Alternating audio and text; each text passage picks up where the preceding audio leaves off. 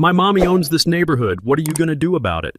That's what HOA President Delilah Morrison's spoiled daughter said after stealing my ATV in broad daylight, live streaming the whole theft while flipping me off. 19-year-old Skylar Morrison rolls up in her daddy's BMW, walks straight into my garage, and fires up my custom 1987 Honda 4-Trax. The smell of burning rubber fills the air as she peels out, screaming, "Finders, keepers, loser!" then posts it on Instagram, untouchable. I'm Tank Wheeler, retired Army mechanic. The Morrison family had been terrorizing this neighborhood for years, but Skylar stealing my ATV, that was the line she shouldn't have crossed. What she didn't know was that karma catches up to entitled brats who think they're above the law. What would you do if some entitled princess stole your ride and dared you to stop them? Drop a comment and tell me where you're watching from. Here's what you need to know about the Morrison crime family, and yes, I'm calling them criminals because that's exactly what they turned out to be. I'm Marcus Tank Wheeler, 47, retired Army mechanic. Spent 20 years fixing Humvees in places where the sand gets in everything and the coffee tastes like motor oil. After my wife Sarah lost her cancer battle, I settled in Willowbrook Estates with my son Devin. My garage became our sanctuary, the sharp smell of WD-40 mixing with Devin's after-school snacks, the rhythmic ping of his wrench against metal as we worked side by side. That purple ATV sitting in the corner. Sarah picked that exact shade during her final weeks. Like Arizona sunsets, she'd whispered, running her fingers over the color samples. The leather seat still holds the impression of our hands working together, restitching every seam. She never got that first ride, but watching us complete it brought her peace in those last days. Now meet your villain. Delilah Morrison, 52, HOA president and professional soul crusher.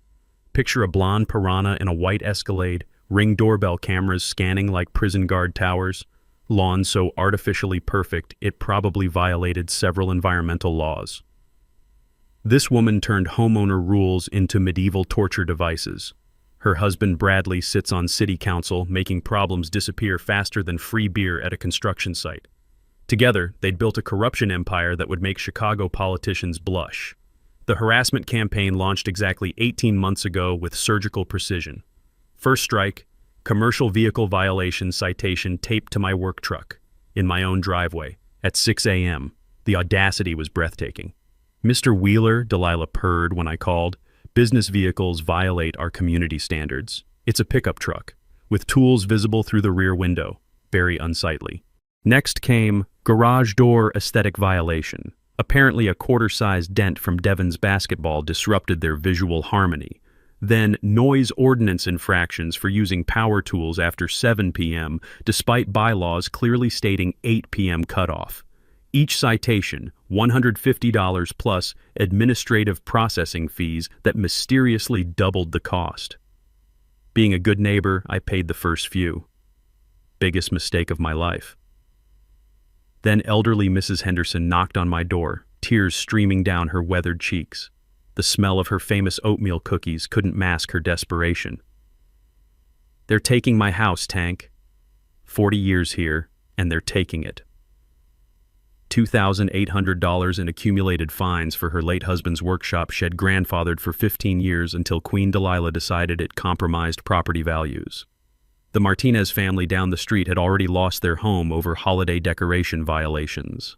Their kids' Christmas lights were apparently garish and inappropriate for the community aesthetic. The pattern was surgical. Target veterans, blue-collar families, anyone who didn't reek of country club membership. Meanwhile, Delilah's wealthy friends parked boats in driveways and built unpermitted additions without receiving a single citation. That's when my military intelligence training activated. Time to document everything. Enter their crown princess, Skylar Morrison, 19, professional disappointment and Instagram influencer wannabe. Community college dropout who treated real life like a video game where daddy's money bought unlimited respawn points. Her legal troubles, shoplifting, fake IDs, hit-and-run accidents, vanished like morning mist whenever mommy made phone calls. She'd been stalking my ATV for months, circling it like a predator. "Just sitting there collecting dust," she'd hint during her garage visits. I could give it some real adventure. Every request politely declined. But Tuesday morning in March, politeness died a violent death. I'm elbow deep in carburetor cleaning when my four-tracks engine roars to life. The sound hits like ice water. Nobody starts that engine but me. I sprint outside to find Princess Skylar backing out, cell phone recording her Grand Theft Auto for social media. "What the hell are you doing?" She actually laughed, a sound like breaking glass. "Relax, boomer. Just borrowing it for content. Put it back." Now. That's when she delivered the line that triggered World War III. "My mommy owns this neighborhood, what are you gonna do about it?" What I did was watch her peel out, burning rubber filling the morning air with the acrid smell of disrespect, middle finger raised high while live streaming the whole theft. Most people would have called police immediately. But soldiers don't react, we plan. And I'd been planning for this exact moment longer than she knew. The first thing I did wasn't call the cops, it was screenshot every single social media post Skylar made with my stolen ATV. 20 years in the Army teaches you that documentation wins wars, not emotions. Her Instagram story showed her joyriding through Papago Park, my wife's purple paint gleaming in the desert sun while she posed like some kind of outlaw princess. The caption made my jaw clench. When you're untouchable, #NewRide, #Daddy'sConnections. Her friends' comments were pure gold for my future case. "Whose is it?" "Don't worry about it, LOL. Every screenshot automatically saved to my cloud storage. Evidence, meet your new best friend." 20 minutes later, I called Phoenix PD. Officer Rodriguez arrived looking like he'd rather be getting a root canal without anesthesia. "So let me get this straight," Rodriguez said, scribbling notes that looked suspiciously like grocery lists. "The HOA president's daughter took your ATV?" "Stole. The word you're looking for is stole." He sighed like I'd asked him to solve quantum physics. "Well, technically it's theft, but it's complicated with neighborhood politics. The Morrison family has friends downtown, if you catch my drift. Maybe try working this out neighborly before pressing charges." There it was, my first taste of Morrison immunity in action. But Rodriguez's nervous fidgeting told me everything about their political reach. I thanked him politely while mentally adding corrupted local police to my growing intelligence file.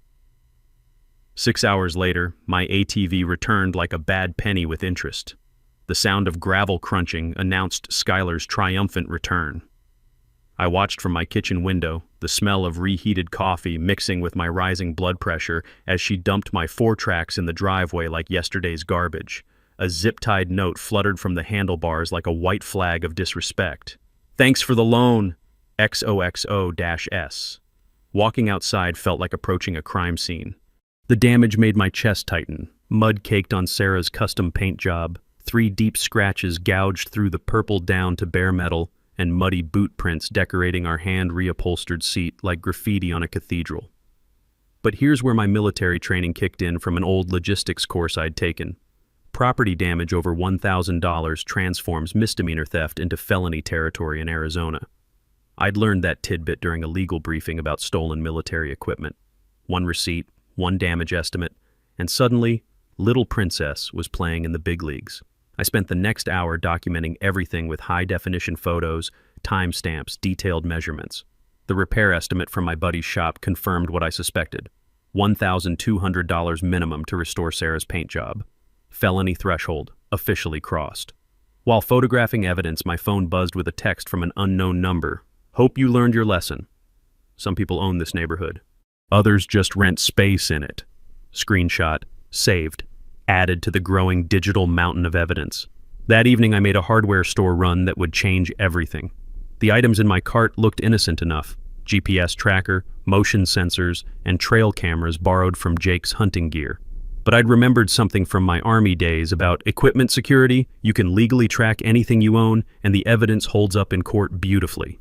Installing the GPS tracker in my hidden restoration compartment felt like planting a landmine. Skylar would never find it in 1,000 years. The trail cameras went up strategically, garage entrance and driveway approach covered in 4K resolution. If Princess Entitled wanted round 2, I'd have her performance recorded for posterity. The next morning brought Delilah's counterattack via certified mail, delivered with the subtlety of a sledgehammer. Emergency HOA board meeting for my property. Violations listed. Unlawful surveillance equipment, my perfectly legal cameras, automotive fluid contamination, 2 microscopic oil drops, and my personal favorite, disturbing community peace through frivolous police reports. Total fines, $2,400, including late fees backdated 6 months like some kind of temporal punishment. But Delilah had made a crucial error. The meeting notice bore only her signature, not the required board majority. I'd learned that requirement during my late-night deep dive into Arizona Planned Community Act regulations, fueled by gas station coffee that tasted like liquid determination. By 2 a.m., surrounded by legal documents and the soft hum of my printer working overtime, I'd uncovered their Achilles heel. Arizona law requires 30-day cure periods before foreclosure, but these people had been fast-tracking liens like they were handing out parking tickets. Mrs. Henderson's house, the Martinez family, 3 other neighbors from county records, all potentially illegal foreclosures violating state statutes. As dawn painted the desert sky purple like Sarah's favorite color, the truth crystallized with perfect clarity. Delilah wasn't running an HOA. She was running a real estate theft operation disguised as community management. Skylar stealing my ATV wasn't just a crime, it was the thread that would unravel their entire criminal tapestry. Time to pull that thread until their whole world came apart. 3 days after my late-night legal research session, I filed my first strategic counterstrike, a formal complaint with the Arizona Department of Real Estate against Delilah Morrison. The sweet irony made my morning coffee taste like victory. She'd weaponized bureaucracy against neighbors for years. Now those same weapons were aimed at her throat. My complaint read like a prosecutor's wet dream. Abuse of HOA position for personal gain, selective enforcement targeting potential sellers, suspicious foreclosure patterns flowing directly to her company. 23 pages of evidence that could choke a horse, all backed by documentation that would make the IRS jealous. The department's response came faster than pizza delivery. Official investigation opened, Delilah's real estate license under review, and suddenly, Queen Bee was discovering what it felt like to have her wings clipped by her own medicine. But Princess Skylar was just hitting her criminal stride. Delilah's panic response materialized overnight like a rash. Emergency HOA board meeting to remove me entirely before I could inflict more damage. Her accusations showed creative flair, threatening board members, creating hostile environment, documented harassment of community officials. The vote was scheduled for next week, with her controlling 4 of 7 positions. Should have been checkmate. Except I'd learned something about coalition building during my Army days. Superior numbers and motivation beat political connections every time. Mrs. Henderson signed up immediately. Easy recruiting when they'd literally stolen her house. The Martinez family drove 2 hours from their forced relocation, bringing documentation of their own nightmare. 3 other foreclosure victims crawled out of the woodwork once word spread through the veteran community. By meeting night, we had what Sun Tzu would call the moral high ground with documentation to match. But Skylar had other entertainment planned. The second theft happened during my grocery run, broad daylight again, because apparently successful criminals stick with proven strategies. My GPS tracker exploded with alerts, showing my purple 4-track screaming toward downtown Phoenix at speeds that would terrify Formula One drivers. Following the signal led me to a warehouse district party that looked like Burning Man's trashy younger brother. Bass thumped loud enough to wake the dead while the smell of cheap beer and questionable decisions hung in the desert air like a toxic cloud.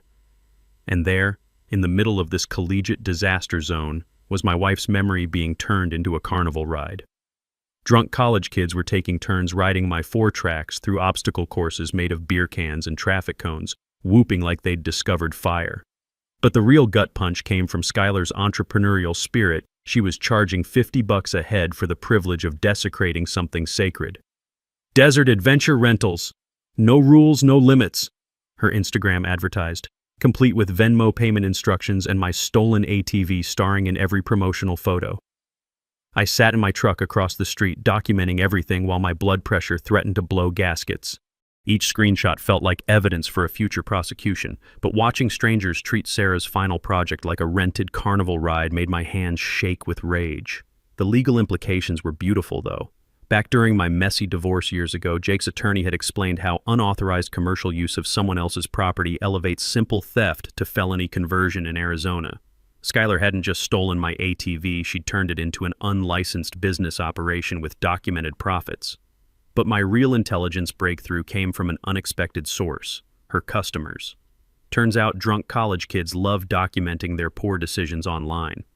Within hours, I had contacts for a dozen people who'd paid Princess Skylar for rides, complete with time-stamped Venmo receipts and video evidence of their experiences. Several were happy to talk. Apparently, our entitled entrepreneur had been rude to customers who complained about the ATV's deteriorating condition. While I built my digital case file, Delilah escalated to amateur-hour intimidation tactics. The harassment started with 3 a.m. phone calls, heavy breathing followed by dramatic hang-ups like some discount store thriller villain. I recorded everything, naturally. Then came the mysterious black sedan with tinted windows, always parked outside my house at night, but gone by morning. My trail cameras captured everything, including license plates that traced back to a rental company. Poor Mrs. Henderson got the real message. Slashed tires and a brick through her front window. The threat was crystal clear. Cooperate with Tank Wheeler, face consequences. Here's what these amateur criminals didn't understand about military veterans. We don't abandon soldiers under fire, and we definitely don't intimidate worth a damn. I organized a neighborhood watch program that would make NORAD jealous. Patrol schedules, communication protocols, documentation requirements for every suspicious activity. Within a week, we had surveillance coverage that could spot a jaywalking squirrel. The intimidation stopped immediately. Bullies hate fair fights. My real breakthrough came when Jake's attorney friend reviewed our HOA documents and started laughing like he'd discovered buried treasure. For 3 years, Delilah had been collecting fines without proper board authorization, a violation so basic, it was embarrassing. Arizona law requires majority board approval for individual fines over $50. Every citation she'd issued solo was illegal theft disguised as community management. The evidence was staggering.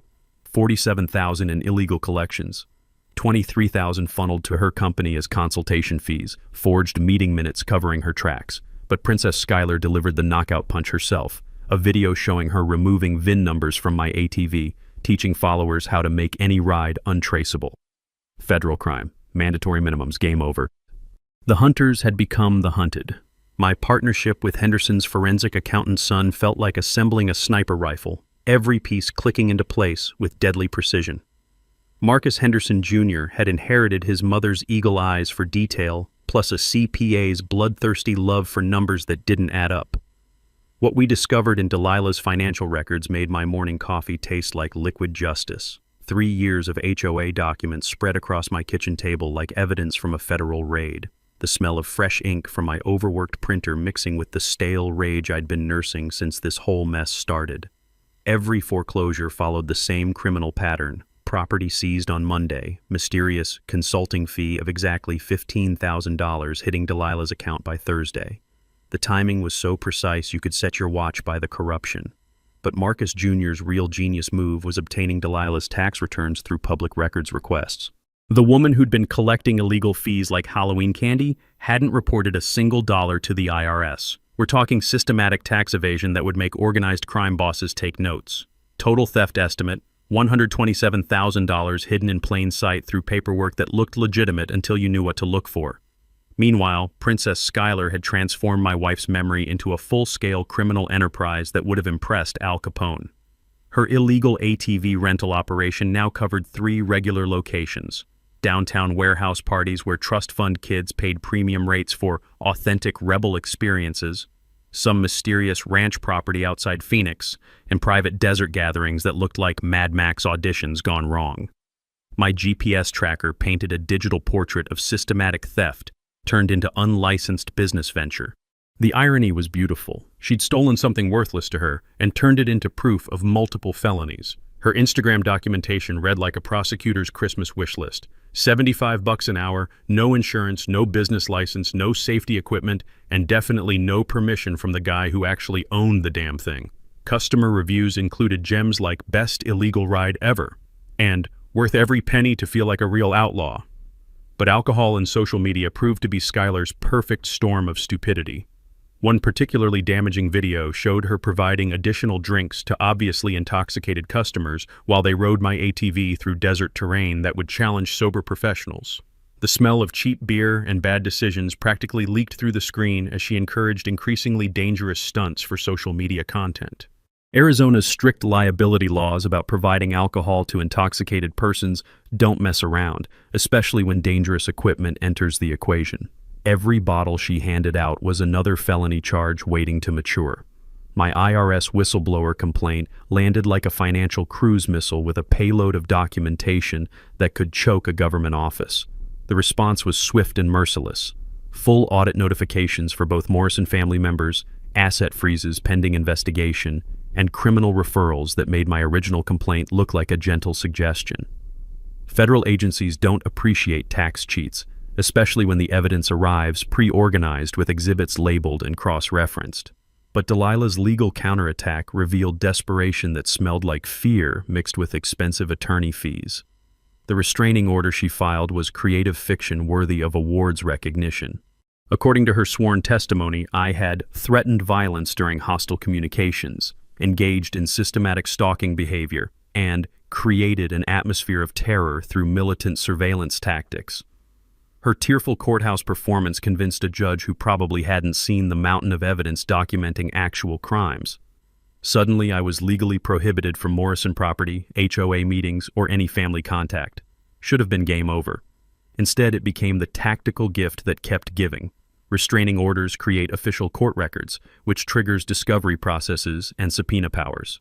Delilah's strategy to silence me had accidentally given my attorney legal weapons to demand access to all her communications, financial records, and business dealings under court supervision. She'd just handed me the keys to her entire criminal operation. Local media picked up the story like bloodhounds catching a scent. HOA president accused of multi-year theft scheme hit evening news with footage of my damaged ATV and interviews with foreclosure victims whose stories would make grown men weep. The reporter had connected every criminal dot: illegal fines, suspicious foreclosures, Delilah's real estate profits, and the systematic targeting of veterans and working families. Social media exploded with hashtag Willowbrook scandal trending across Phoenix, comment sections becoming digital support groups for HOA abuse survivors. But Princess Schuyler's media response proved that terminal stupidity was hereditary. Instead of disappearing while federal investigations circled her family like vultures, she launched a social media offensive that would have made crisis management professionals retire in shame. Her posts became increasingly unhinged. "Haters gonna hate while I keep winning," accompanied by videos of her joyriding my stolen ATV through locations that GPS coordinates could pinpoint for prosecutors. The final nail in her criminal coffin came when she attempted selling rides to news reporters covering the story. The sheer audacity was breathtaking, actively committing federal crimes while cameras rolled, apparently believing family connections made physics and federal law optional. But my real breakthrough came from insurance fraud investigators who'd been tracking suspicious ATV theft patterns across Arizona. My case was the missing puzzle piece they needed to expose something much bigger than neighborhood corruption. The small-time criminals were about to discover they'd accidentally joined a federal case. The manila envelope that destroyed the Morrison empire arrived on a Tuesday morning that tasted like impending thunderstorms and long overdue justice. Jake had received court-ordered discovery documents, and the smell of fresh legal paper mixed with my morning coffee as we spread financial records across my kitchen table like generals planning an invasion. What we found made my hands shake, not from nerves but from pure adrenaline. Hidden bank statements revealed something that made neighborhood HOA corruption look like shoplifting candy. The Morrison family ranch, that mysterious property where Schuyler had been running her illegal rental operation, was purchased with stolen HOA money through a fraud scheme so elaborate it belonged in criminal law textbooks. $240,000 in community maintenance equipment storage that turned out to be luxury vacation property complete with pool, guest houses, and horse stables that probably cost more than most people's homes. The invoices were masterpieces of creative accounting. Industrial equipment shelter for a pool house that looked like it belonged in Architectural Digest. My stolen ATV wasn't just being used for crime, it was operating from a crime scene purchased with money stolen from the very neighbors being terrorized. But the real earthquake hit 3 days later with Jake's 6 a.m. phone call. "Tank, you sitting down because what I'm about to tell you is going to knock you on your ass." The FBI Financial Crimes Unit had been investigating the Morrison family for 8 months. My complaint hadn't started their investigation, it had provided the final puzzle pieces they needed to complete a federal case that would make headlines from Phoenix to Washington. The raid was scheduled for 72 hours. Turns out my neighborhood nightmare was actually the tip of an iceberg that could sink the Titanic. The Morrison family was running identical HOA theft operations across Arizona, Nevada, and New Mexico, hundreds of planned communities, thousands of families, over $3 million in systematic theft disguised as community management. They weren't just petty neighborhood tyrants, they were organized criminals running a multi-state operation that would make the mob jealous. The political corruption web was equally staggering. Bradley Morrison's city council seat was one tentacle of an operation that included county assessors, planning commissioners, and municipal judges who made problems evaporate for the right contributions. Building permits, rubber-stamped environmental studies buried, zoning violations that disappeared like morning mist. City contracts worth millions had been awarded to shell companies that funneled money back to the Morrison network through the same consulting fee structure they'd used to rob homeowners. My property tax payments had probably helped fund the very corruption that was stealing my neighbors' homes. The beautiful irony hit me like a lightning bolt. I'd gone from victim to federal witness whose evidence helped expose organized crime. The power dynamic hadn't just shifted, it had completely inverted. Federal prosecutor offered me immunity plus whistleblower compensation up to 30% of recovered funds. With $3 million on the table, we were looking at life-changing money. But more importantly, justice wasn't just possible anymore. It was guaranteed with federal resources backing it. Delilah's desperate escape attempt made evening news when federal agents intercepted her private jet at Phoenix Sky Harbor. The woman who'd terrorized entire neighborhoods with paperwork and fake fines was learning what real handcuffs felt like.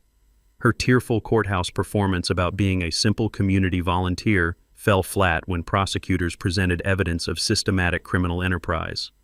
Princess Schuyler's world collapsed in real time as federal agents seized everything.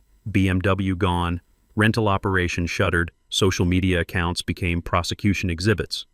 The entitled brat who'd thought family connections made consequences optional was staring at federal charges with maximum sentences exceeding 20 years. My choice was simple.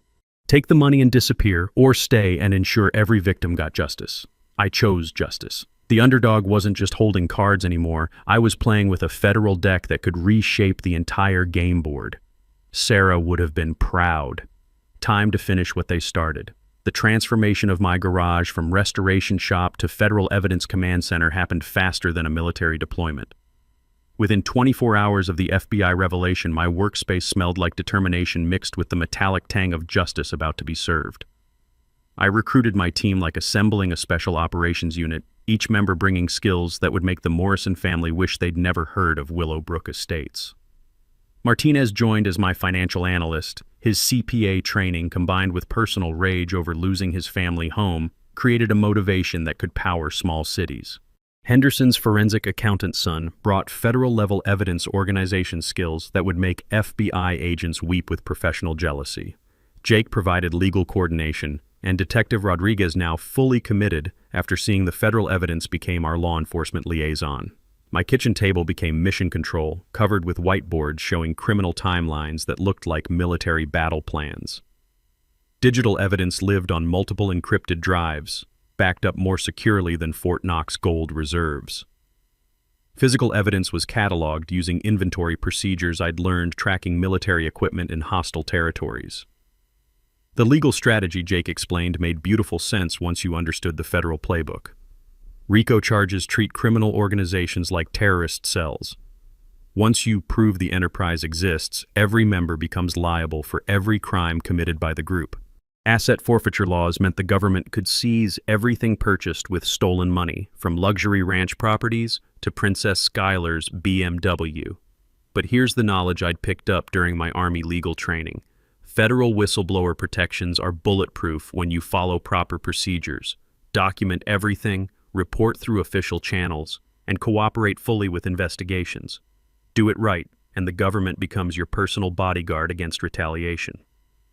The financial recovery mechanisms were equally impressive. Arizona law requires HOA board members to carry insurance against theft, something I'd learned during my late-night research sessions. The Morrison family's $2 million liability policy meant recovery funds were guaranteed even if they'd spent every stolen dollar. Community mobilization felt like organizing a resistance movement behind enemy lines. Weekly strategy meetings at the community center drew growing crowds as neighbors shared stories that would make hardened prosecutors demand maximum sentences. I created simple fact sheets explaining homeowner rights in language that didn't require law degrees to understand. The phone tree we established could coordinate witness testimony faster than emergency response systems. Every affected family received documentation templates and evidence preservation guidelines that would make their testimonies prosecution ready. But my real stroke of genius was the media strategy that turned local corruption into national outrage. Working with that investigative journalist required careful evidence sharing enough access to tell the story without compromising federal prosecution. The reporter's research uncovered connections between Morrison family crimes and similar HOA abuse patterns across multiple states, turning our neighborhood nightmare into a symbol of systemic corruption that resonated with audiences nationwide. Public pressure forced government action faster than political contributions could slow it down. When #Willowbrook scandal started trending on social media, politicians began distancing themselves from the Morrison family like they carried plague. The technical evidence preparation showcased 20 years of military precision applied to civilian justice. GPS tracking data became courtroom-ready maps showing exact routes and timestamps for every theft. Social media posts were archived with chain-of-custody documentation that would survive federal appeals court scrutiny. Financial records were organized into before and after comparisons that even financially illiterate jurors could understand. The visual impact was devastating. Thriving community transformed into criminal exploitation zone through systematic theft disguised as legitimate governance. Legal filing coordination required simultaneous complaints to multiple agencies: FBI, IRS, State Attorney General, County Prosecutor, each receiving customized evidence packages tailored to their specific jurisdiction and authority. The strategy prevented any single corrupt official from burying the case while ensuring maximum pressure from every possible angle. Community education became my personal mission. The HOA rights workshops I developed taught neighbors how to read bylaws like constitutional lawyers, challenge illegal fines like civil rights activists, and demand financial transparency like investigative journalists. Knowledge sharing prevented future abuse while empowering people who'd felt helpless against institutional corruption. The federal cooperation protocols I learned could fill textbooks. Proper evidence handling, witness coordination meetings, victim impact statement preparation, everything designed to ensure maximum prosecution success while protecting everyone who'd been brave enough to stand up against criminals with political connections. Restitution calculations required forensic accounting that traced every stolen dollar through multiple bank accounts and shell companies. The paper trail showed specific victims and exact amounts owed, plus interest and damages that would make the final settlement numbers truly meaningful for families who'd lost everything. But the most satisfying preparation was psychological. Watching the Morrison family's confidence crumble as they realized their political connections meant nothing against federal prosecution backed by overwhelming evidence. The master timeline we created covered 4 years of escalating criminal activity, showing decision points where intervention could have stopped the scheme. It became the prosecution's primary weapon and the defense's worst nightmare. As federal agents prepared for coordinated raids across 3 states, I sat in my garage command center surrounded by evidence that would reshape multiple communities and send criminals to prison for decades. The planning phase was complete. Time for execution. Justice was about to be served with military precision and federal authority backing every move. The Morrison family had no idea what was coming. Delilah's desperate final gambit began at midnight on Thursday with the smell of fear and gasoline hanging in the desert air. Security cameras at the HOA office captured her breaking in like a common burglar, frantically trying to destroy 4 years of evidence that could send her family to federal prison for decades. The footage was beautiful in its criminal stupidity. Queen Bee reduced to petty breaking and entering, trying to delete computer files and burn paper documents in a metal trash can like some kind of suburban arsonist. But here's what panic makes people forget. Digital files have backups, and financial crimes leave paper trails in multiple locations. My hidden cameras in the HOA office, legally installed after the new board voted me emergency powers, captured everything in crystal clear 4K resolution.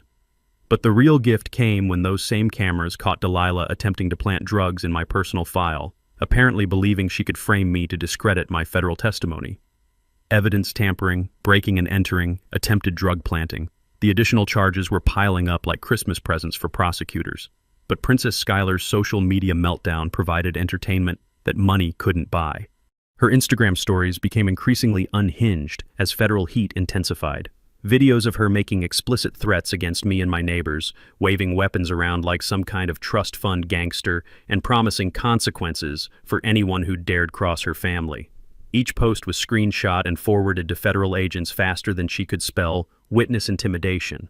The irony was delicious. She was literally creating evidence of federal crimes while trying to intimidate the people whose testimony would destroy her. Bradley Morrison's political corruption finally made headline news when investigative reporters uncovered the full scope of his city council shenanigans.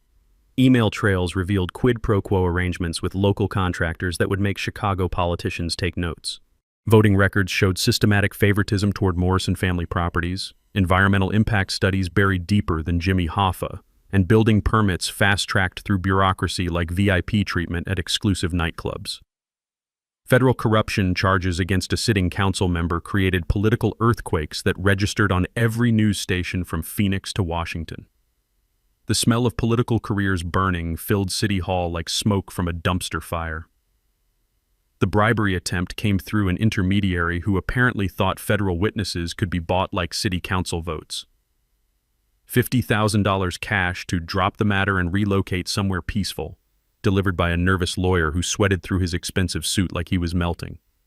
But federal agents had prepared me for exactly this scenario, complete with recording equipment that captured every word of attempted witness tampering.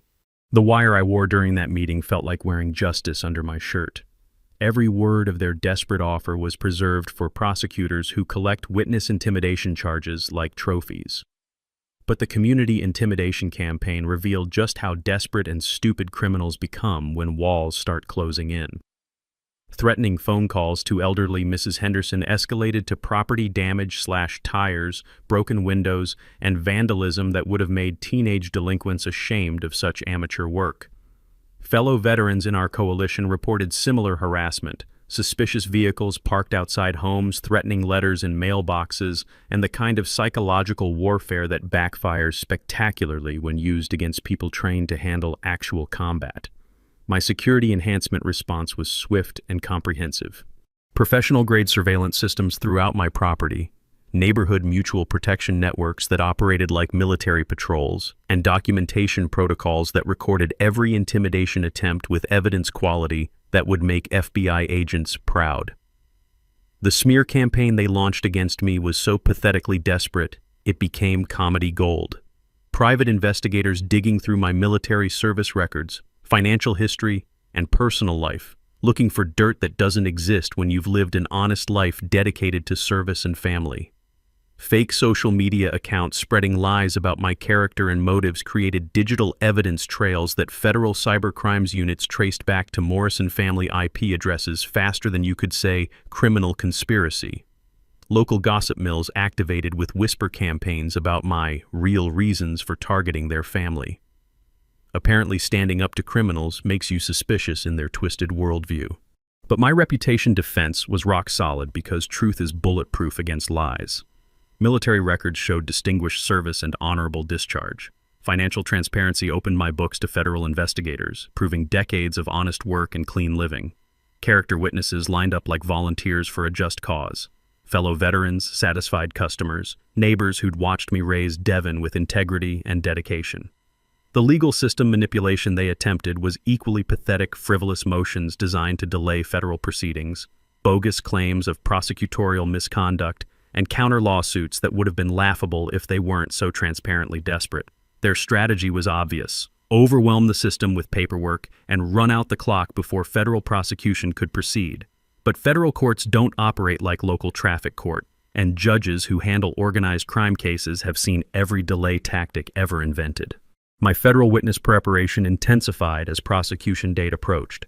FBI agents taught testimony techniques that would survive aggressive cross-examination, evidence presentation methods that made complex financial crimes understandable to average jurors, and confidence-building exercises that prepared me for the courtroom battle that would decide everything.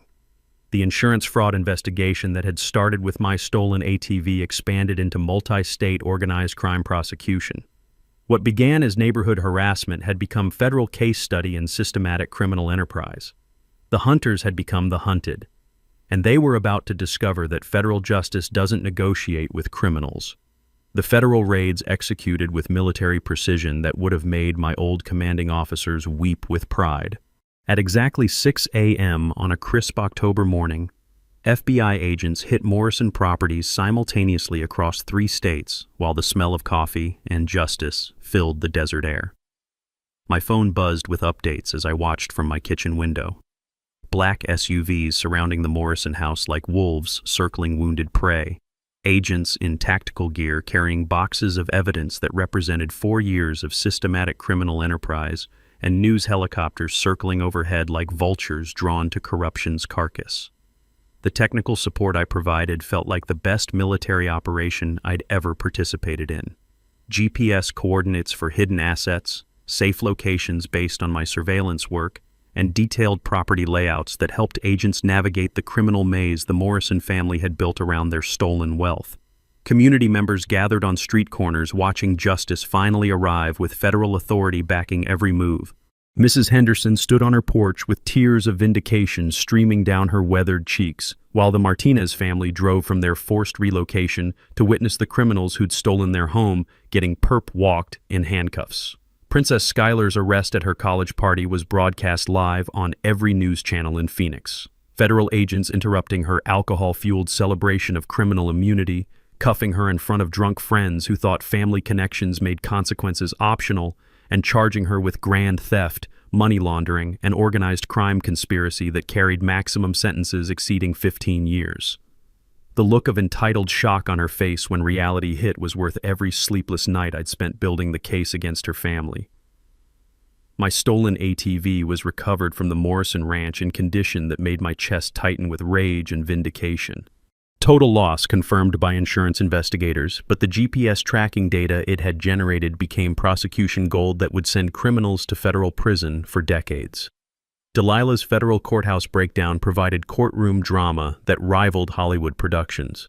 Attempts to blame everything on her husband Bradley, claims of domestic abuse and financial coercion, and tearful performances that fell flat when prosecutors presented evidence proving her leadership role in systematic theft operations. The woman who'd terrorized entire neighborhoods with illegal fines and fraudulent foreclosures was learning what real consequences felt like when federal prosecutors don't care about local political connections. Bradley Morrison's resignation in disgrace made front-page news across Arizona. City council members stepping down under federal indictment, political career destroyed, pension benefits forfeited, and corruption network collapsing without the municipal influence that had protected criminal operations for years. Local political machines built on corruption don't survive federal prosecution, and watching decades of illegal influence crumble felt like witnessing justice delivered with compound interest. My victim impact testimony to federal court was the most important speech I'd ever delivered. 3 hours of detailed evidence presentation, describing personal loss when Sarah's memory was desecrated by entitled criminals, explaining community damage when working families lost homes to systematic theft, and demonstrating how organized crime disguised as neighborhood governance had destroyed trust and security for hundreds of families. The judge's visible reaction to my military bearing and clear moral stance told me everything about how this case would end. Federal courts take systematic corruption seriously, especially when victims include veterans and elderly citizens targeted by criminals with political protection. Community healing began immediately after the arrests.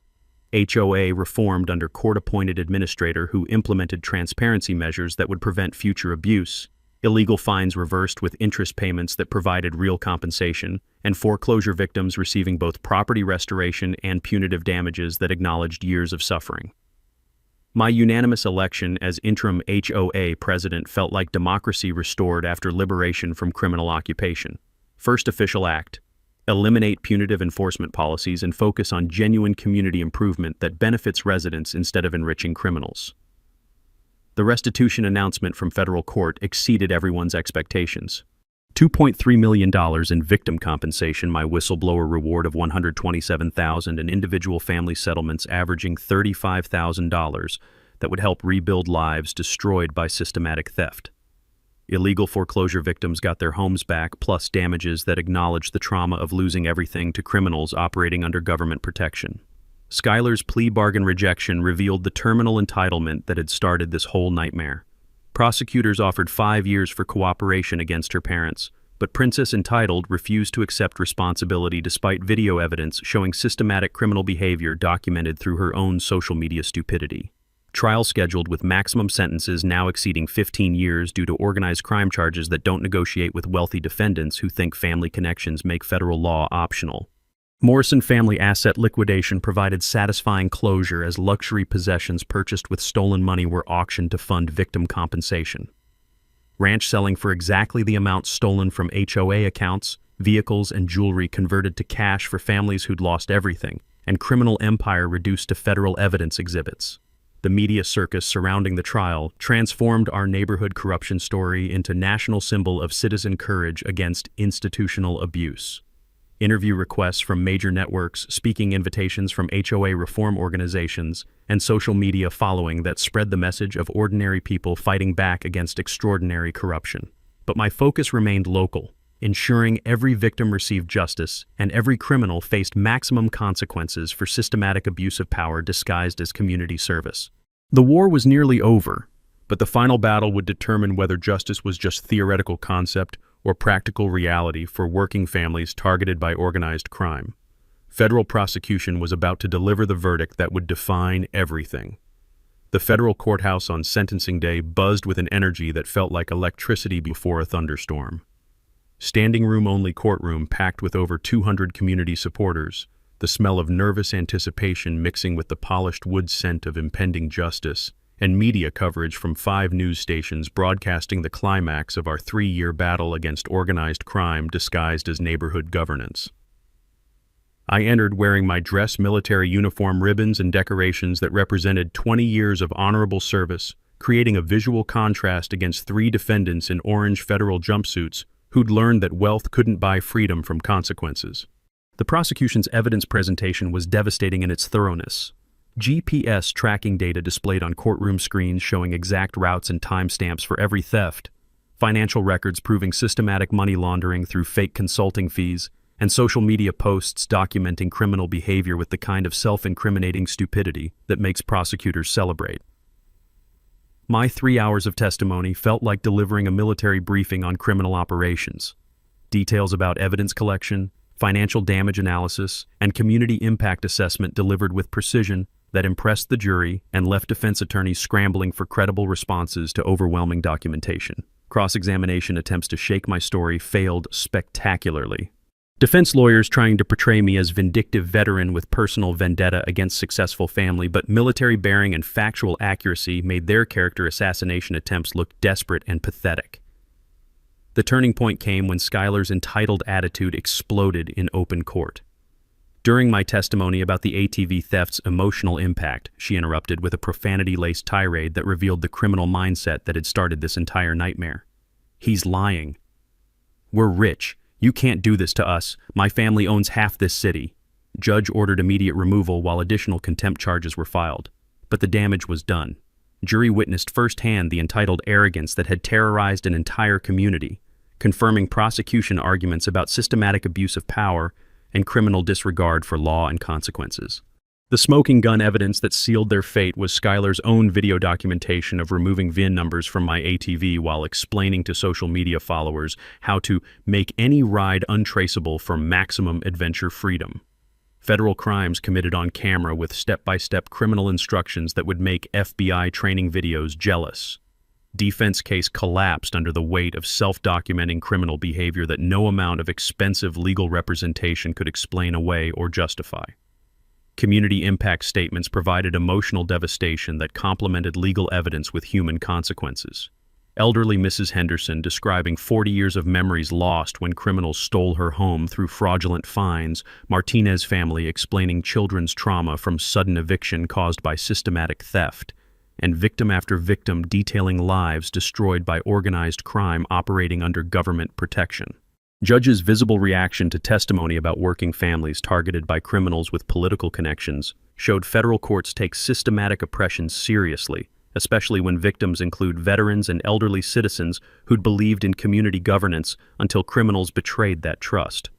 Delilah's failed defense strategy of claiming mental illness and medication-induced poor judgment contradicted years of systematic planning, documented through evidence that proved calculated criminal enterprise operating across multiple states with sophisticated money laundering and political corruption components. Psychiatric testimony backfired when prosecution experts demonstrated that complex financial crimes require sustained mental capacity and deliberate planning that contradicts claims of impaired judgment or diminished responsibility. Bradley Morrison's last-minute cooperation attempt offering testimony against family members in exchange for reduced sentences was rejected by prosecutors who'd built cases so strong that criminal deals were unnecessary. Evidence spoke louder than cooperation, and justice demanded maximum consequences for systematic abuse of public trust. The verdict announcement after only 3 hours of jury deliberation confirmed what community had known for years. Guilty on all counts, including RICO conspiracy, money laundering, theft, fraud, and organized crime charges that carried sentences measured in decades rather than years. Courtroom erupted in applause that judge allowed to continue as emotional release for community that had endured years of systematic oppression before finding courage to fight back against criminals with political protection. Sentencing phase delivered justice that exceeded expectations. Schuyler received 12 years federal prison plus 5 years supervised release. Delilah got 15 years plus lifetime ban from HOA service. And Bradley received 8 years plus forfeiture of all pension benefits earned through public corruption. My victim impact statement addressed the Morrison family directly with words that felt like final military mission briefing. You thought political connections made you untouchable, but this is America where justice belongs to everyone, not just wealthy criminals. My wife Sarah would be proud that we fought for what's right instead of accepting what's easy. The courtroom statement went viral within hours, 2 million views of ordinary citizens standing up to institutional corruption, becoming symbol of courage against systematic abuse that resonated with audiences nationwide who'd faced similar battles against criminals with government protection. Federal asset forfeiture completion transferred all Morrison property to Victim Compensation Fund, ensuring maximum recovery for families who'd lost everything to systematic theft disguised as legitimate governance. Justice had been served with interest, penalties, and federal authority that made consequences permanent and meaningful. The war was over, and the good guys had won decisively. 6 months after the final gavel fell, the sweet smell of victory mixed with motor oil filled my garage as Devin and I put finishing touches on our rebuilt purple ATV. Every bolt we tightened felt like healing. Every polished surface reflected Sarah's memory restored to its rightful glory, and the sound of our tools working in harmony created the soundtrack of justice delivered with compound interest. The transformation of Willowbrook Estates was nothing short of miraculous. Our HOA became the poster child for transparency. Nationwide monthly financial reports posted online where even Mrs. Henderson could understand every penny. Board meetings live-streamed to prevent backroom criminal dealings, and community decisions made through actual democracy instead of felony intimidation tactics. Property values jumped 20% thanks to honest management and the kind of national recognition you can't buy with stolen money. The community garden we established on former Morrison Ranch land bloomed with Sarah's favorite purple wildflowers, turning criminal real estate into living memorial that made the desert beautiful again. My leadership style proved that collaboration beats corruption every single time. Residents actually had voices in decisions affecting their lives. Expenditures required transparent justification that wouldn't embarrass a saint. And every policy served community benefit instead of enriching criminal families with political protection. The Sarah Wheeler Memorial Scholarship Fund launched with my whistleblower reward plus donations that proved good people outnumber criminals when given the chance to choose sides. $10,000 annually for military families pursuing education, with Martinez's daughter as our first recipient studying criminal justice to prevent the systematic abuse that had nearly destroyed her childhood. Each spring scholarship ceremony brought together families whose lives proved that ordinary courage could overcome extraordinary corruption when backed by federal prosecution and community solidarity. Arizona's legal landscape changed permanently through the Tank Wheeler Act unanimous legislative passage requiring HOA transparency, elected oversight, and homeowner protections that would make future Morrison families think twice before turning neighborhood governance into criminal enterprises. My testimony before lawmakers about citizen power against institutional corruption inspired investigations across 12 states, creating ripple effects that protected millions of families from HOA abuse disguised as legitimate community management. The Veterans Administration speaking circuit taught me that military skills translate perfectly to civilian justice battles. Leadership, intelligence gathering, evidence preservation, coalition building, all the tools needed to fight criminals who thought political connections made consequences optional. Morrison family aftermath provided closure sweeter than Sarah's favorite chocolate cake. All three serving federal time in different facilities, criminal empire dismantled like a house of cards in a hurricane, and their names erased from local memory like they'd never contaminated our community with their presence. Princess Skylar's digital footprint vanished completely. Social media accounts deleted, entitled Attitude Adjusted by Federal Reality, and Instagram influence reduced to prison commissary negotiations. My homeowner defense network expanded nationwide, operating from my garage-turned-community resource center where the smell of fresh coffee mixed with legal victory. 23 family disputes resolved in year one, dozens of illegal foreclosures prevented through education and early intervention, and proof that one person's courage could inspire movements that protected entire communities. Annual Freedom Festival celebrations turned our victory into community tradition, featuring food trucks that actually tasted good, veteran recognition ceremonies that honored real service, and scholarship fundraising that brought neighbors together in ways criminal divisiveness never could have imagined. Devin and I led every parade on our restored ATV, purple paint gleaming under Arizona sunshine while we rode through streets where democracy had been restored through determination and federal prosecution that proved justice was more than theoretical concept. His pre-law studies at Arizona State fulfilled dreams Sarah and I had shared about raising children with moral compasses that pointed towards service instead of self-interest. Public interest law career plans inspired by watching ordinary citizens defeat institutional corruption through truth, evidence, and refusal to accept criminal governance as normal neighborhood experience. Elena Rodriguez brought healing that honored past love while building future hope. Two veterans finding that justice and personal happiness could coexist when built on solid foundations of shared values and mutual respect for service above self. But the most satisfying outcome was elegantly simple. Evil hadn't won because good people refused to do nothing, and systematic corruption had been replaced with transparent democracy that served community instead of enriching criminals with political protection. The fight continues every day, but now we know victory is possible. Drop a comment sharing your HOA nightmare story. You're not alone in this fight. And the Karen Stories community is here to support each other against corruption. Hit that subscribe button if you believe ordinary people can overcome extraordinary criminals through courage, documentation, and refusal to accept injustice as normal neighborhood governance. Remember the Tank Wheeler lesson. Stand up, speak out, document everything. Justice is possible when good people work together against institutional abuse. Stay strong, stay vigilant, and keep fighting the good fight.